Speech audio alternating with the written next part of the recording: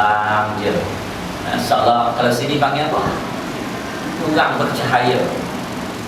Apa nama sini? Panggil apa? Mendung. Mendung. Tak mendung juga. Mendung nak hujan. Dia ada cahaya, tapi cahaya tidak menyinar. Ya? Dia tak berapa menyinar. Ada cahaya, tapi tak panas. Pukul 10, pukul 11 macam pagi lagi.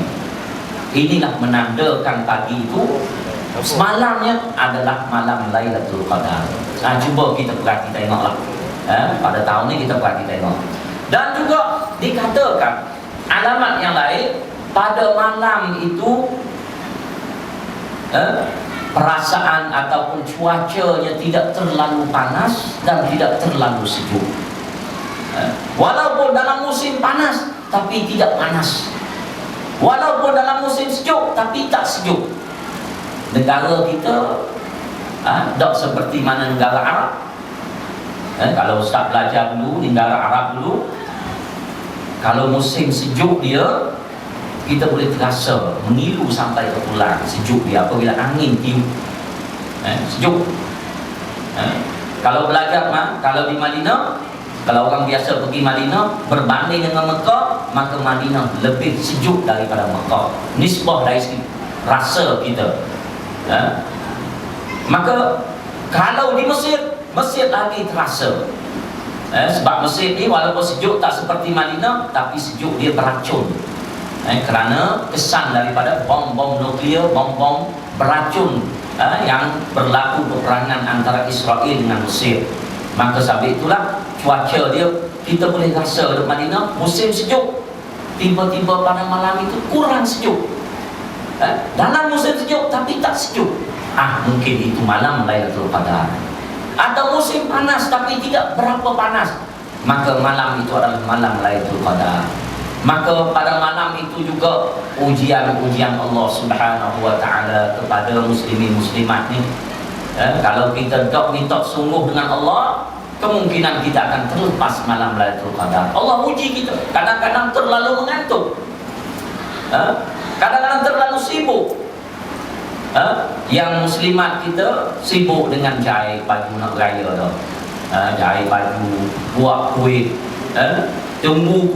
tunggu malam Lailatul Qadar sampai tertidur, tidak sempat untuk melakukan ibadat malam Lailatul Qadar karena ujian Allah Subhanahu wa taala.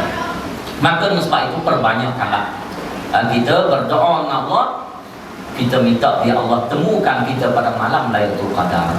Dan ada lagi yang lain daripada hadis ini, tetapi diceritakan pengalaman oleh para alim ulama.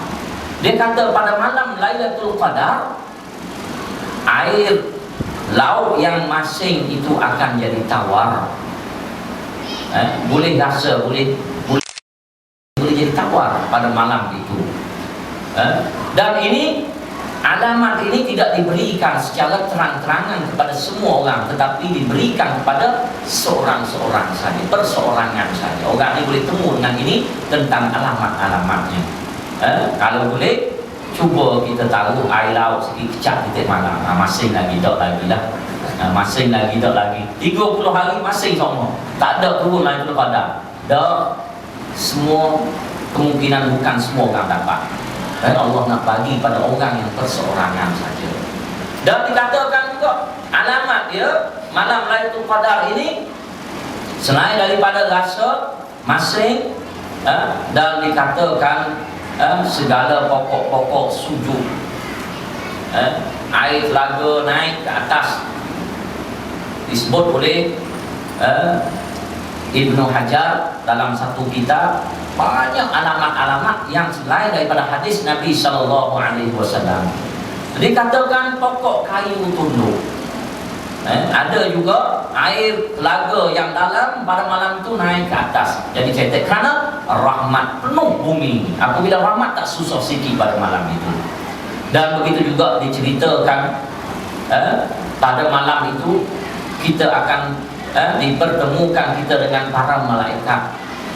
Ada yang terdengar beri salam, ada juga orang dengar beri salam. Duduk seorang diri beri salam, Assalamualaikum. Tengok kiri kanan, opak dekat, tu lagi. Itu mungkin salah malaikat. Kita tak terasa, kita ingat hantu tak ada. Ramadan ni jin-jin apa ni, syaitan Allah telah ikat dia dah. Tak usah takutlah pada malam malam apa ni Ramadan ni tak ada. Iblis-iblis ni Allah ikat dah. Allah rantaikan dia sebagaimana yang sebut dalam hadis Nabi SAW. Allah kata dah. Jadi tak solusi. Kalau ada bunyi salam, kita jawab salam. Walaupun tak nampak tuan pun tak apa, kita jawab je salam. Waalaikumsalam. Tak payah siapa sana tu. Tak payah. Waalaikumsalam, angkat tangan berdoa dengan Allah. Berdoa dengan Allah, ya Allah ya Tuhanku, berilah aku umur panjang, berilah murah rezeki, jadikanlah anak-anak aku ni soleh dan solehah. Kita berdoa sebanyak mungkin yang kita nak berdoa, karena itulah Allah kurnia kepada kita. Malam Lailatul Qadar kita telah bertemu. Maka ada lagi beberapa perkara yang diceritakan oleh para ahli ulama, tapi yang masyhur itulah yang Ustaz ceritakan, itu yang dimasyhurkan oleh para ahli ulama tentang alamat dia. Maka apabila kita bertemu pada malam Lailatul Qadar, apa yang perlu kita lakukan? Maka Nabi SAW menyuruh kita, apabila kita bertemu malam Lailatul Qadar, dia suruh kita ni gerak habis anak isteri kita untuk sembahyang sunat Lailatul Qadar. Bangun belaka. Kalau ada anak, bangunkan anak-anak kita sembahyang. Wahai anakku, bangun-bangun, kita sembahyang, ini malam Lailatul Qadar. So ada doa kepada Allah Subhanahu Wa Taala. Isteri kita yang pertama bangun, isteri kedua telefon, so bangun. Kalau orang banyak isteri, telefon, so bangun, semua bangun. Kita pakat sembahyang Lailatul Qadar, kerana malam itu telah diberitahu oleh Rasulullah SAW, suruh gerakkan anak isteri kita, kerana malam yang paling bahagia. 83 tahun, 83 tahun umur, satu malam kita dapat. Maka sebab itu kita geraklah anak kita, isteri kita. Kalau isteri kita sedar dulu, gerak suami dia dan sebagainya, supaya dapat buat amal ibadat kepada Allah Subhanahu Wa Taala. Dan lagi apabila bertemu pada malam itu, disunatkan kita banyakkan membaca Allahumma innaka afuun karimun tuhibbul afwa fa'fu anna, atau fa'fu anni. Allahumma innaka afuun karimun tuhibbul afwa fa'fu anni. Kalau ramai, kalau kita jadi imam, fa'fu anna. Allahumma innaka afuun karimun tuhibbul afwa fa'fu anna. Kalau kita jadi imam, baca sebanyak mungkin, kerana malam Lailatul Qadar kita kena banyakkan minta keampunan Allah. Kita ni banyak berdosa dengan Allah. Muslimin muslimat yang rahmati Allah, cuba kita tenangkan sekejap jiwa kita. Cuba kita fikirkan satu masalah